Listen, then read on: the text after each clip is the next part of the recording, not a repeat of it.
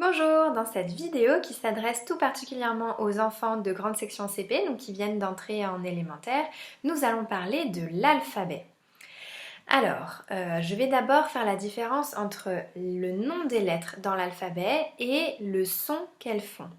Donc, dans la langue française, pour écrire nos mots, nous utilisons 26 lettres différentes. Ces 26 lettres composent notre alphabet dont je vous ai raconté l'histoire. C'est la quatrième grande histoire, l'histoire du langage. Et parmi ces lettres, il y a les voyelles A, E, I, O, U, Y. Elles sont au nombre de 6 et on les a différenciées des autres parce qu'on peut les prononcer toutes seules. A, E, I, O, U, et il n'y a que le Y qui fait en réalité le son I et pas le son Y. Mais sinon, elles font le son, elles ont le même son que le nom. Et il y a aussi des consonnes, donc ce sont toutes les autres lettres.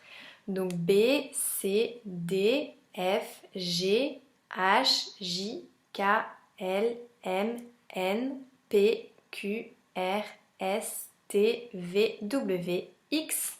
Et ces lettres-là, ces consonnes, ne peuvent pas être prononcées avec le son qu'elles font. C'est-à-dire qu'on va appeler la lettre B alors qu'elle fait le son B. La lettre C qui en réalité peut faire le son S ou le son Q.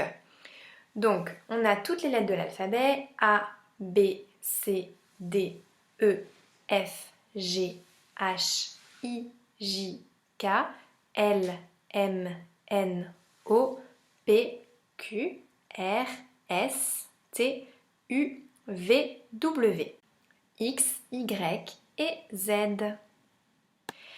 Maintenant, on va voir ces lettres-là avec le son qu'elles font et non pas le nom qu'elles portent.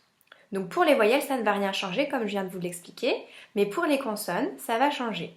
Donc ça fait, avec le son, je vais dire le son le plus courant. Donc le son qu'on va retrouver, pour lequel on va retrouver cette lettre le plus souvent.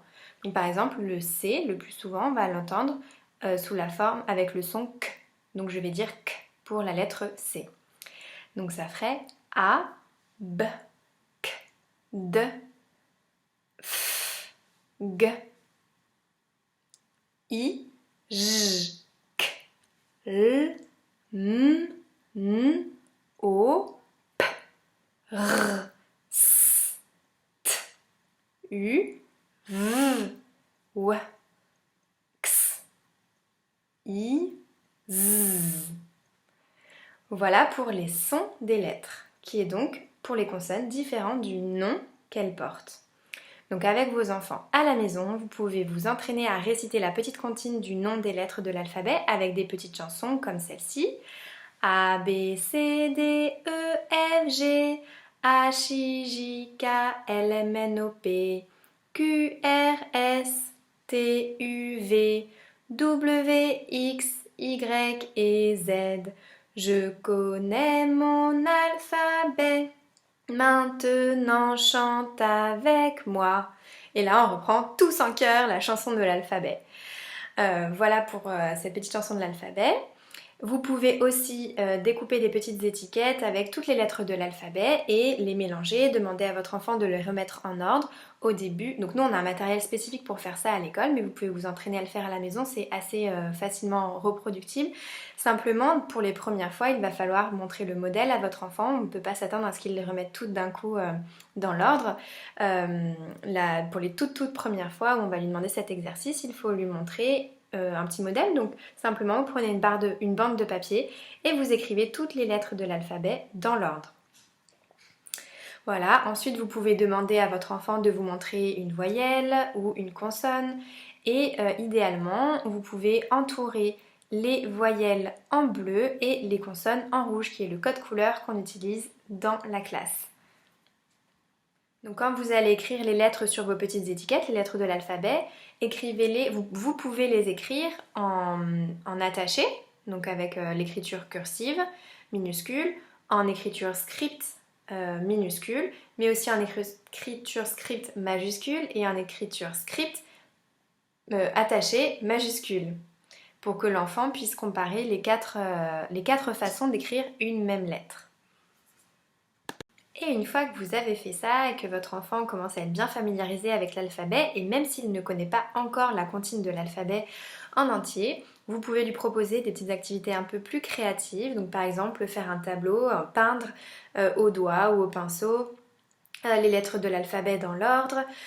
Vous pouvez faire de la broderie avec de l'alphabet si votre enfant sait un petit peu coudre. Vous pouvez faire reproduire l'alphabet avec des petites branches que vous assemblez ou avec des petits cailloux.